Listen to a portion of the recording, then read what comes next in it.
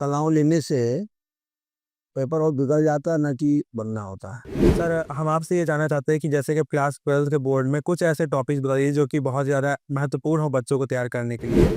कुछ बच्चे ऐसे होते हैं कि जो छोटे क्वेश्चन उसी में समय लगा दिया। इसमें तो रिएक्शंस का महत्वपूर्ण ज़्यादा है, डायग्राम तो बहुत कम है। उसमें जो मेन चीज़ें हैं, जैसे आप कोई भी डेफिनेशन भी है, यदि उसमें कहीं रिएक्शन की आवश्यकता है तो रिएक्शन देना चाहिए।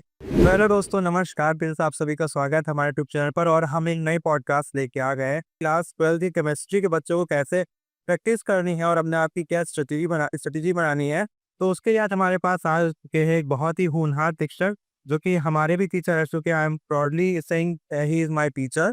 तो हम उनका स्वागत करते हैं और शुरुआत करते हैं इस पॉडकास्ट की। तो सर आपका बहुत सारा स्वागत है।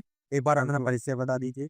भाई साहब अंजनी कुमार वाजपेयी वर्तमान में भोपाल सरस्वती विद्या मंदिर में केमिस्ट्री लेक्चरर पद पे हैं और 1994 से हम इसमें टीचिंग का कार्य कर रहे हैं। तो सर हम लोग शुरू करते हैं। तो सबसे पहला हमारा सवाल यही रहेगा कि अब जैसा कि समय काफ़ी नज़दीक है बोर्ड्स के, तो अब बच्चों को किस तरह से क्या प्लानिंग अपनानी चाहिए अपनी प्रिपरेशन के लिए? प्लानिंग तो जो अच्छे बच्चे होते हैं उनकी प्लानिंग तो पहले दिन से होती है। जब वो क्लास 11th में रहते हैं तब से उनकी एक दिन की प्रिपरेशन होती है, जो 95 प्लस या 100 मार्क्स के लिए रेडी रहते हैं। उनकी तैयारी पहले दिन से ही तैयारी रहती है और डेली उनका प्रैक्टिस रहता है और हर उसमें रिवीजन भी होता रहता है। संडे है या और छुट्टियाँ होती हैं उनका भी उपयोग करते हैं। साथ में वो कंपटीशन भी देखते हैं, कंपटीशन की तैयारी भी वो साथ में करते रहते हैं। तो ऐसे बच्चे वो ऐसे करते हैं। लेकिन जो मीडियम छात्र होते हैं, मीडियम छात्रों में थोड़ा सा प्रॉब्लम होती है, उनका हो सकता है उनका कुछ बेसिक कंसेप्ट कम रहा हो, अच्छा रहा।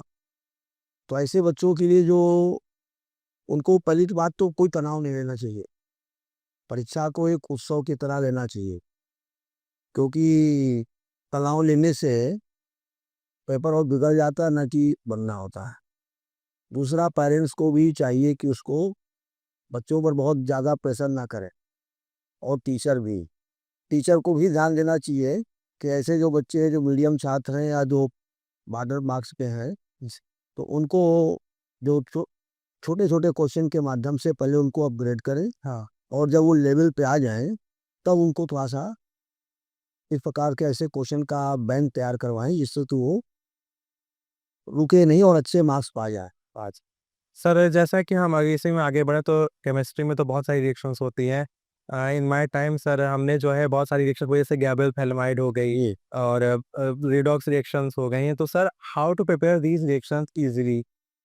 इन ऑर्गेनिक केमिस्ट्री जो रिएक्शंस हैं वो रिएक्टेंट्स एंड प्रोडक्ट्स उनको देखना होता है, बाद में बैलेंस करना तो आ ही जाता है। इन ऑर्गेनिक रिएक्शंस वो नेम रिएक्शंस जितना मालूम होगा उसका जो कॉन्सेप्ट होता है वो किसी कॉन्सेप्ट पर निर्भर होता है। अगर वो कॉन्सेप्ट क्लियर हो गया तो रिएक्शन बहुत आसान होता है। जो ऑर्गेनिक रिएक्शंस हैं या जो इसमें हैं ये मैथ की तरह होती है। जैसे मैथ स्कोर करता है वैसे रिएक्शंस भी बिल्कुल स्कोरिंग होते हैं, अर्थात जो ऑर्गेनिक रिएक्शंस स्कोरिंग होते हैं पूरा फुल में फुल मार्क्स बनता है। तो इसमें जो कॉन्सेप्ट होता है, कोई भी रिएक्शन हो, नेम रिएक्शन बहुत है, कम से कम 30-40 होंगी जो नेम रिएक्शन थी, उनको तैयार कर लें। साथ में कुछ कन्वर्जेंस वाली रिएक्शंस हैं, हाउ टू लॉन्ग चेन में कैसे हम कार्बन चेन को बढ़ा सकते हैं। ऐसे रिएक्शंस भी हैं जो कार्बन चेन को बढ़ाते हैं, ऐसे रिएक्शंस है जो भी कार्बन चेन को घटाने वाली रिएक्शंस हैं। जैसे मीथेन से एथेन या एथेन से ब्यूटेन करना है, और 2 कार्बन से 4 कार्बन हमको बनाना है, तो उसके लिए रिएक्शंस अलग है। कुछ रिएक्शंस है जिनको हम 2 कार्बन से 1 कार्बन में कन्वर्ट करना है, एथेन टू मीथेन या ब्यूटेन से एथेन या इस प्रकार के रिएक्शंस है, उनके लिए भी रिएक्शंस आती हैं। तो ऐसे हर प्रकार के रिएक्शंस को अगर आप तैयार करेंगे सिस्टमेटिकली तो बहुत आसान हो जाता है। सर हमें ये लगता है कि इसके लिए रोज प्रैक्टिस करना ज़रूरी है रिएक्शंस का। केमिस्ट्री के लिए जैसे मैथ्स में प्रैक्टिस करना पड़ता है वैसे रिएक्शंस के लिए भी प्रैक्टिस करना होता है। तभी वो एक दिमाग में बैठ जाए ये रिएक्शंस है। और जैसा कि अब इधर जनवरी है, फिर फरवरी है, फरवरी में पेपर स्टार्ट हो जाएँगे, तो प्री बोर्ड्स का सीज़न चल रहा है। तो सर प्री बोर्ड पे बच्चे ज़्यादा फ़ोकस करें या डायरेक्टली बोर्ड पे फ़ोकस करें? इसके लिए आप थोड़ा-सा सलाह दीजिए। प्री बोर्ड भी प्रैक्टिस का एक मैनर है और बोर्ड से प्री बोर्ड इसलिए पहले होता है, 2 बार उसमें बैठना होगा, pre board 1 and pre board 2। ये हमारी जो प्रिपरेशन है अकॉर्डिंग टू बोर्ड होता है कि हमको हर क्वेश्चन में समय देना है, कितना समय देना है। हर क्वेश्चन जो जैसे ऑब्जेक्टिव टाइप क्वेश्चन है उसमें कितना समय लगना चाहिए, शॉर्ट क्वेश्चन है उस टाइम उसमें कितना समय लगना चाहिए, और जो लॉन्ग आंसर क्वेश्चन है उनमें कितना समय देना है। तो हर उसका एक समय फिक्स है। ये जो पेपर बनाए जाते हैं वो लगभग जो टॉपर लड़के होते हैं वो 2.5 घंटे में इसको कर सकते हैं। 15 मिनट इसमें पढ़ने के लिए भी बच्चे को समय दिया जाता है बोर्ड एग्जाम। लेकिन औसत जो बच्चे होते हैं वो 3 घंटे में कर ले, इसलिए ऐसा पेपर को बनाया जाता है जिससे कि वो कर रहे हैं। इसके लिए बच्चों को चाहिए कि अभी से दिसंबर माह से ही वो हर सब्जेक्ट को 3 घंटे अपना घर पर भी प्रैक्टिस करें, और उसको प्रैक्टिस करें कि हम क्वेश्चन कर पाते हैं या नहीं कर पाते। कुछ बच्चे ऐसे होते हैं कि जो छोटे क्वेश्चन उसी में समय लगा दिया, जितना लिखना चाहिए 1 लाइन का क्वेश्चन का आंसर है, आप उसमें 5 लाइन लिख रहे हैं, तो आपका समय जा रहा है। वो समय जाएगा तो अन्य क्वेश्चन छूट जाएंगे। इसलिए टाइमिंग जो अरेंजमेंट है, टाइमिंग मैनेजमेंट है, वो बहुत इम्पॉर्टेंट है कि आप जो है कौन सा क्वेश्चन है वो कितना लिखना है। इसके लिए अनुसार पेपर भी आते हैं, उनके माध्यम से नहीं करें, और प्री बोर्ड तो एग्जाम चल ही रहे हैं, उनके माध्यम से अपना ये भी एक प्रैक्टिस है, और घर पर भी प्रैक्टिस करें।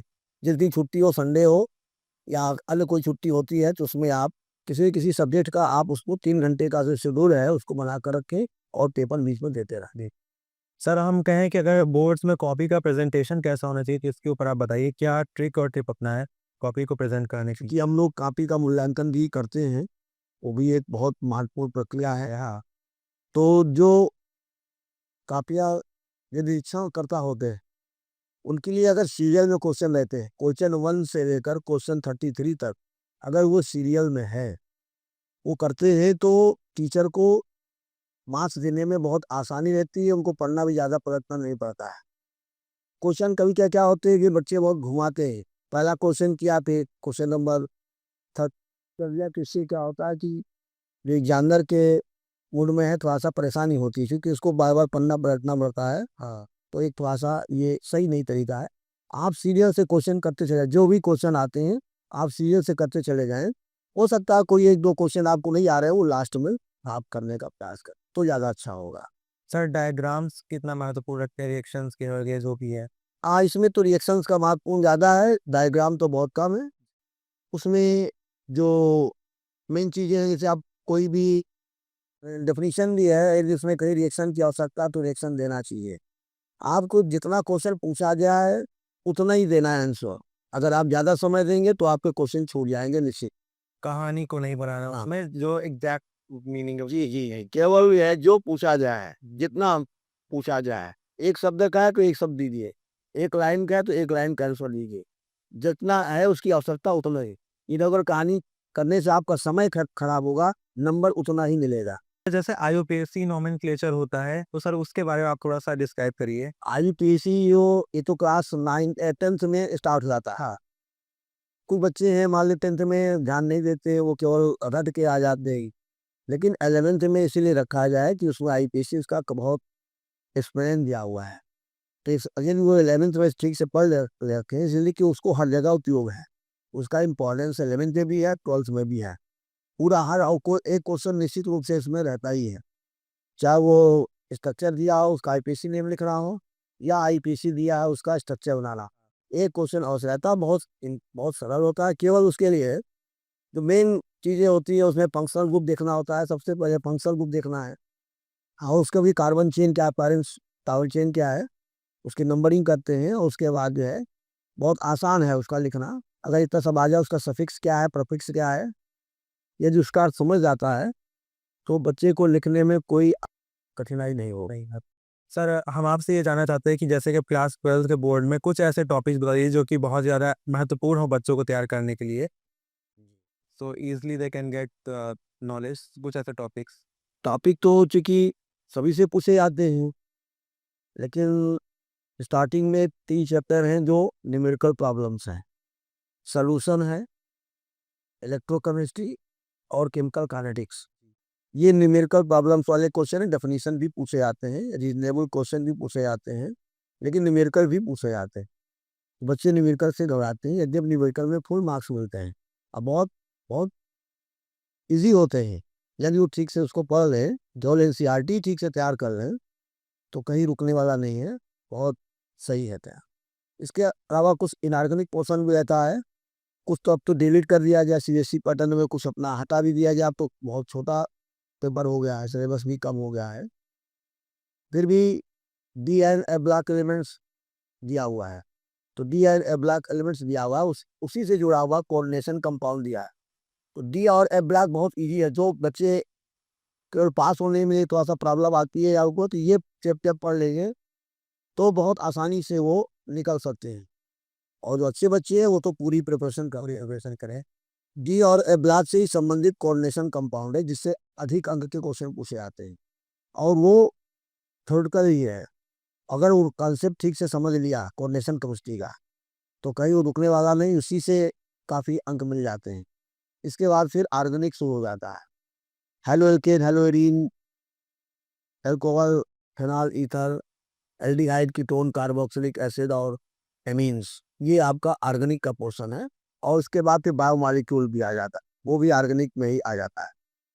तो ये ऐसे टॉपिक है जिसमें कि आपको इसका बेस 11th में है। अगर ठीक से आपने पढ़ लिया ये सब सारी चीज़ें कि आपका ये हेलो एल्केन, हेलो एरीन क्या है, एल्डिहाइड, कीटोन, कार्बोक्सिलिक एसिड क्या है, अल्कोहल एंड फिनॉल्स क्या है, तो उनके जो रिएक्शंस हैं, प्लस जो फिजिकल प्रॉपर्टीज से क्वेश्चन पूछाते हैं, reasonable question physical property. UP board में फिजिकल प्रॉपर्टीज में नहीं, वहाँ केमिकल प्रॉपर्टी क्यों थे, लेकिन यहाँ सीबीएसई पैटर्न में यहाँ पे फिजिकल प्रॉपर्टी, जैसे बॉइलिंग पॉइंट्स में बॉइलिंग पॉइंट्स क्वेश्चन पूछ सकते हैं, उसी पे मेल्टिंग पॉइंट पूछ सकते हैं, या उसका आपको सॉल्युबिलिटी पूछ सकते हैं, इस पर आधारित क्वेश्चन हो सकते हैं, सब रीजनेबल।